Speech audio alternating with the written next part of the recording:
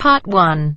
You'll hear a telephone conversation between a customer and the receptionist at a courier company. First, you have some time to look at questions 1 to 8.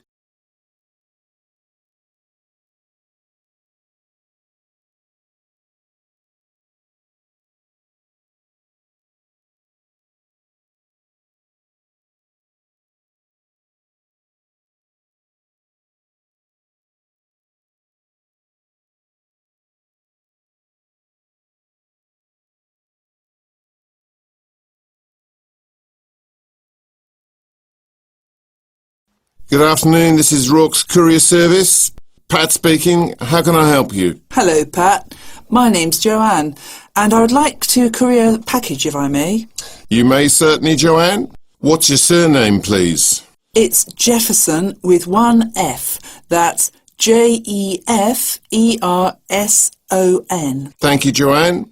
Now, could you tell me the address where the package will be collected from? Yes, it's my home address, so that's 22 Blue Lane Close, Old Malden, Surrey, KPT 530. Very good.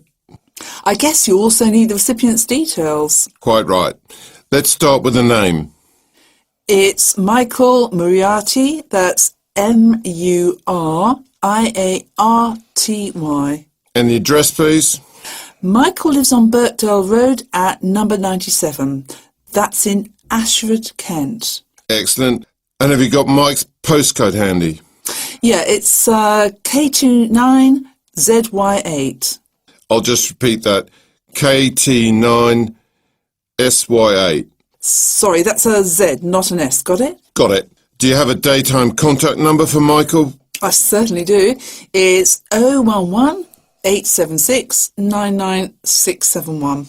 And when do you want your package delivered, Joanne? This Friday, the 22nd of May, if possible. No problem. Is there a particular time of day we should make the delivery at? Well, not really. Michael's self-employed, you see, and he works from home. I guess you can deliver at any time, though I think he'd prefer the evening, as he tends to be very busy during the day. Evening delivery. Now, one last thing. Can you tell me what the package will contain? There's a silver photo frame and a man's watch. Together they're worth about £200. Superb. And are you sending the package because birthday or something, is it? Actually, it's a gift for his wedding anniversary. His wife and he have been married for 50 years. Can you believe it? That's impressive. Hope I'm as lucky. I assume you accept plastic? We take all major credit cards as well as bank drafts and cheques. Excellent. I'll give you my card details now then, shall I? Not necessary. We don't charge in advance. You should give them to the courier in person on the day. Gotcha. Before listening to the rest of the conversation, you have some time to look at questions 9 to 10.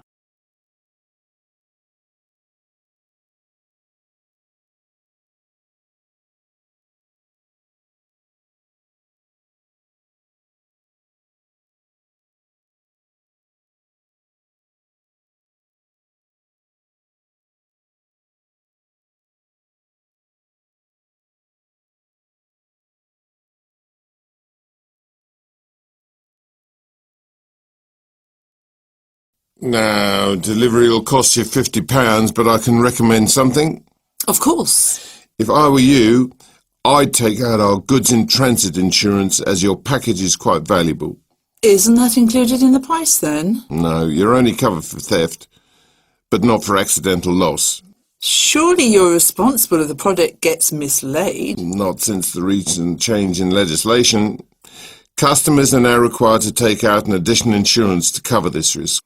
That's ridiculous. So I pay £50 and have to cough up more money if I want to make sure my package doesn't get misplaced. What am I paying you for? I'm sorry, Joanne. I wish I could change the situation, but I can't. How much is this insurance then? £2. Ah, well, why didn't you say so? In that case, I'll take it. Great. Well, that should be everything for the moment, Joanne. We'll give you a call, let you know we're coming. Thank you. Bye-bye. Cheerio then. That is the end of part 1. You now have half a minute to check your answers.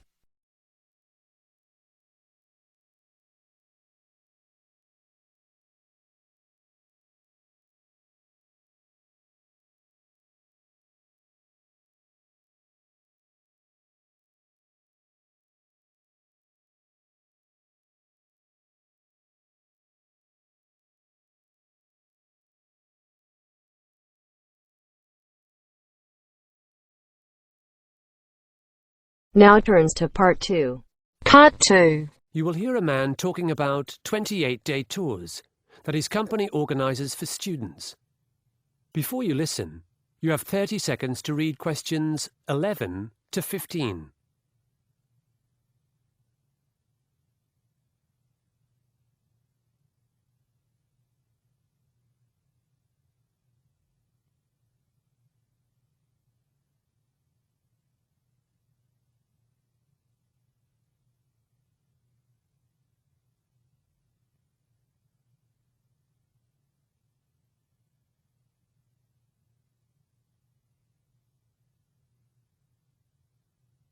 Welcome to Go16, the adventure tour company for high school students. I've met some of you young people before our last meeting, and I'm glad your parents could make it tonight. Let's get started. You probably know that our company takes students aged 16 to 18 to around 40 destinations worldwide. Our maximum group size is 14, and we're away for 28 days.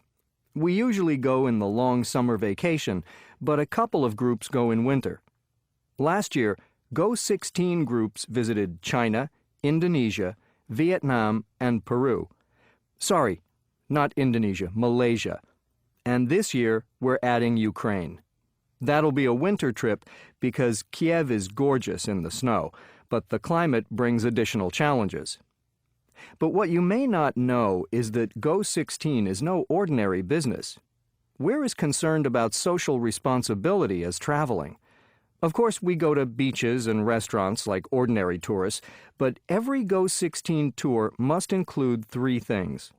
Firstly, students learn some of the local language through a 10-day stay with a family. Then, they go on a trek. In Peru, we climb for 3 days in the mountains up to Machu Picchu. It's fantastic. Lastly, Go16 students volunteer for 2 weeks for a community organization. Before you listen to the rest of the talk, you have 30 seconds to read questions 16 to 20.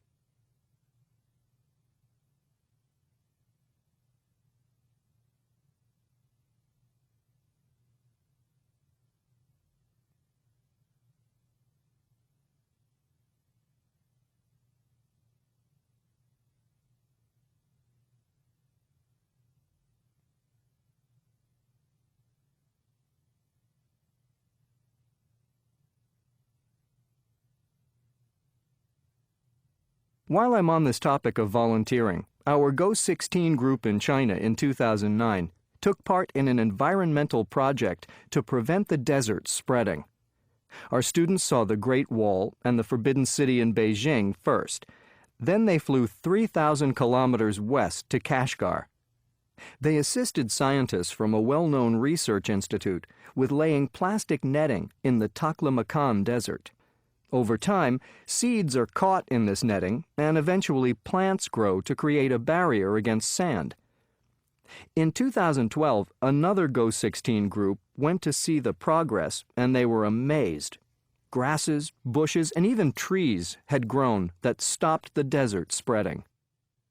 I can hear your mothers thinking, laying plastic netting in the Chinese desert?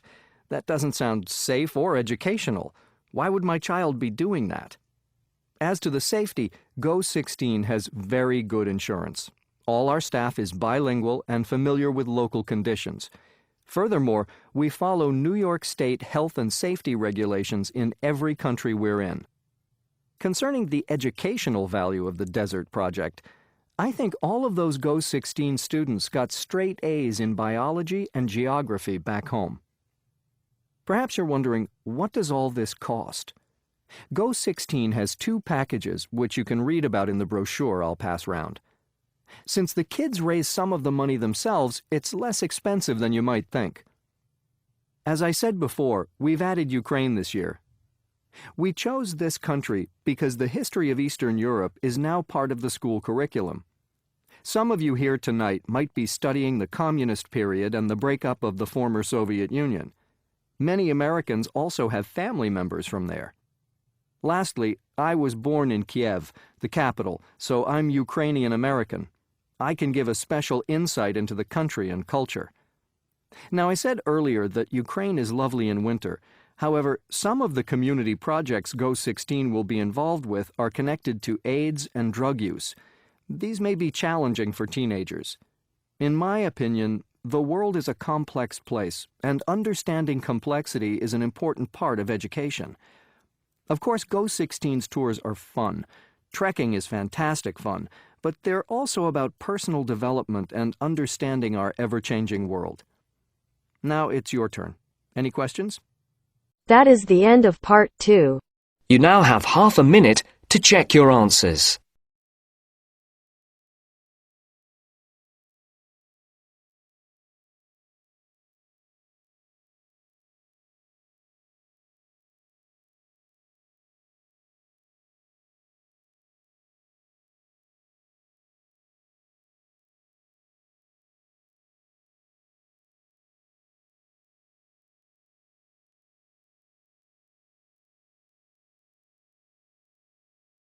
Now turns to part 3.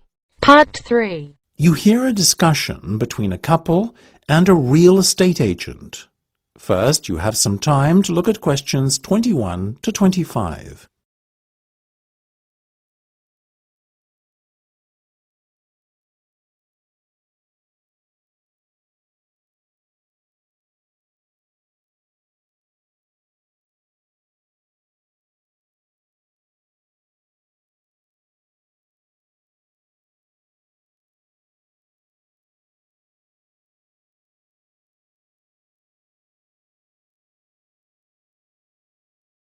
Now, this first property I'm going to show you will be ready for letting in about 2 weeks.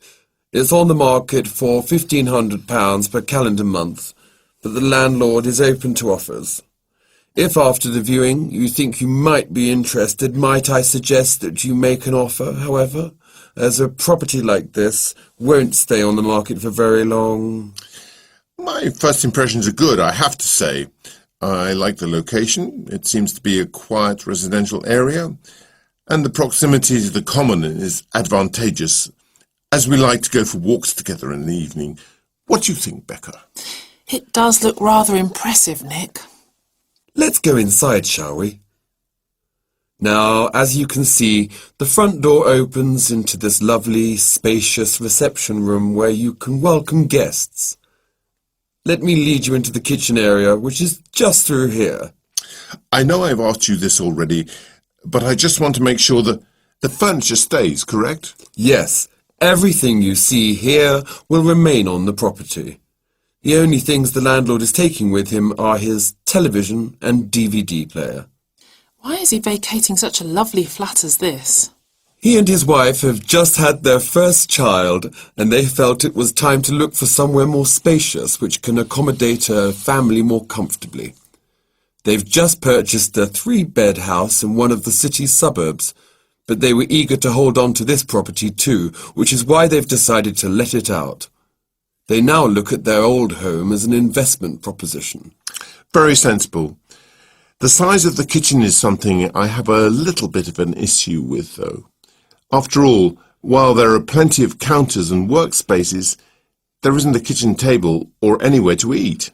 True, but come through here and you'll find a very generous dining area. Wow, this is roomy. We could definitely entertain here, Nick. Do you mind if we view the bedroom and bathroom next? Of course. This way. Here's the master bedroom. There's a small room off to the side there that could arguably be used as a second bedroom, but I think the lack of space makes it better suited to acting as an office. Your ensuite bathroom is through here. It looks very modern. Has it been recently decorated? Better than that. In fact, the bathroom is completely new. It was only fitted last week. The house has also been given a professional clean and all of the rooms were redecorated after the landlord moved out. Before you hear the rest of the discussion, you have some time to look at questions 26 to 30.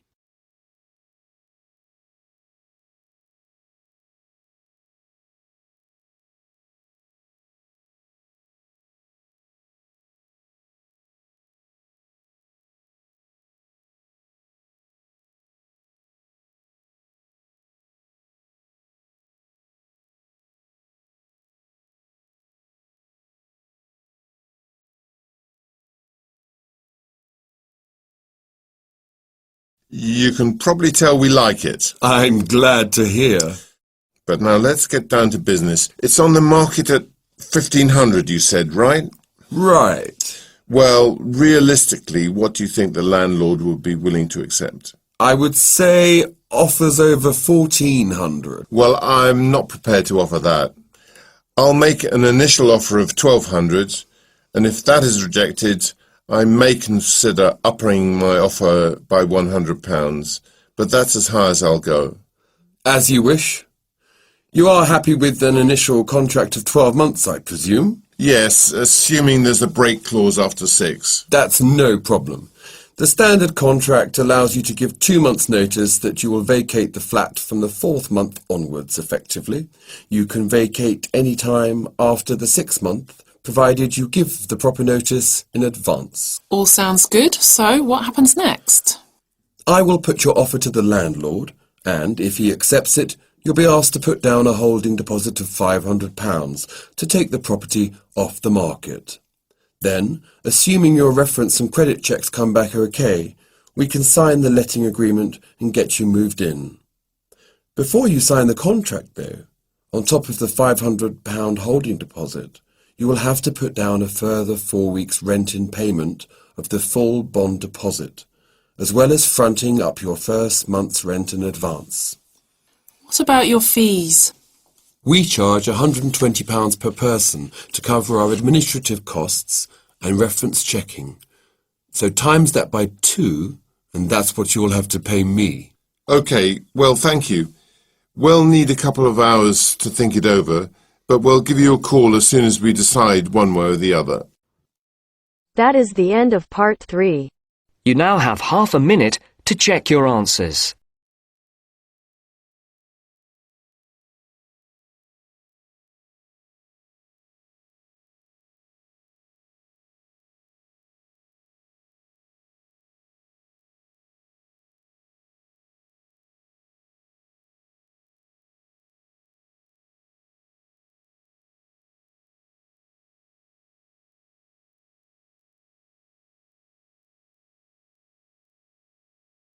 Now turns to part 4.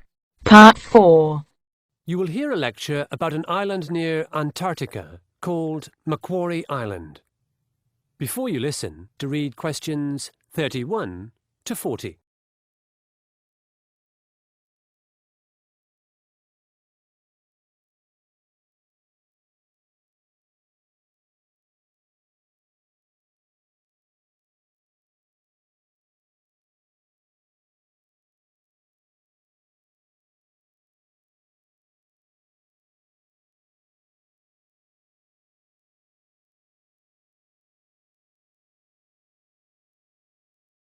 Good morning.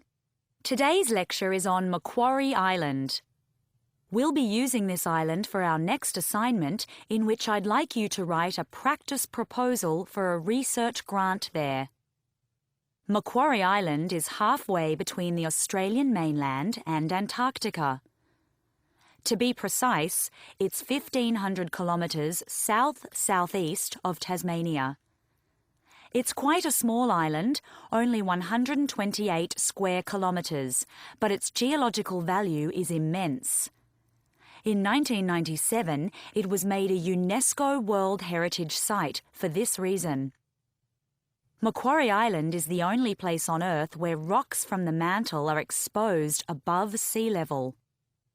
Macquarie Ridge, which the island is part of, is right between 2 tectonic plates, the Indo-Australian and the Pacific. As you may imagine, earthquakes are common. One in 2004 registered 8.1 on the Richter scale. Luckily, there was no loss of human life. Discovered by Frederick Hasselburgh in 1810, Macquarie Island was named after the Governor of New South Wales, a British colony which is now an Australian state. Hasselburgh was looking for seals to kill. In those days, seal skin and blubber, or fat, were in great demand. They were used around the world for clothing and heating. It was Hasselburgh's lucky day when he found Macquarie Island, since there were possibly 1 million animals there. Hasselburgh and his men slaughtered as many seals as possible, boiled down their blubber and shipped it back to Australia. This industry continued for over a century. Both the seals and penguins were very nearly made extinct. After sealing ended, Macquarie Island became a nature reserve and a giant science lab. At present, there are no permanent inhabitants and only 40 people, nearly all scientists, stay there temporarily. There's been an Antarctic base there since 1948. I think it's now called the Australian Antarctic Division. But back to some unfortunate events. In 1810, by accident, Hasselburgh carried rats on his ships. Deliberately, he brought rabbits to feed his workers. Later, cats were introduced to kill the rats, but the cats bred like rabbits. By the 1950s, there were huge rat, cat, and rabbit populations. It is believed the cats killed 60,000 seabirds each year. From 1985 to 2000, more than 2,500 cats were destroyed by park staff. Rabbits don't eat birds, but they do cause erosion. Landslides, caused by rabbits, have reduced the area where birds make their nests. In 2007, a 7-year plan to rid the island of rabbits was put into action. So, what areas might your research proposals cover? Well, the geology of Macquarie Island is unique. Seismology is another possibility. There are also meteorological and magnetic stations for weather reporting. There's been a long-term study on rising temperatures collected by these stations, which has been fundamental in our understanding of global warming. Animal life is abundant. More than 80,000 elephant seals call this place home. There are flocks of rare birds, including 6 penguin and 4 albatross species. In fact, it's estimated that 3.5 million seabirds breed on Macquarie Island each year. Studying animal populations might be worthwhile. But the big money these days is in pest control. 24 million Australian dollars, to be precise, are going towards this, so you'd have to be crazy not to get in on the act. What about the island's flora? Plants share an affinity with those of southern New Zealand rather than mainland Australia. Yet, due to the bitter wind, none grows more than 1 metre high and woody plants are absent. If you're curious about mosses or bushes, then this could be the place for you. Anyway, whether you're into weather patterns, earthquakes, seals, birds, or strange plants, scientific research on Macquarie Island certainly sounds exciting.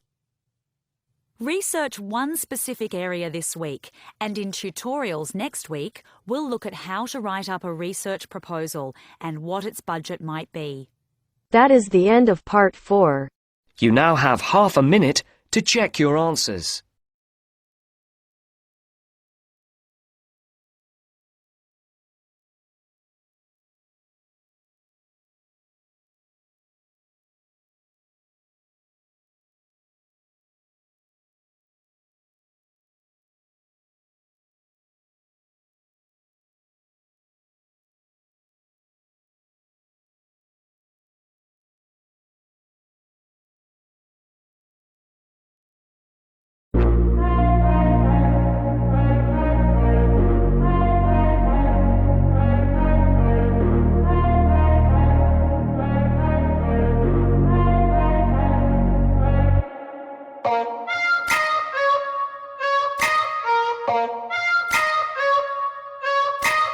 Bye.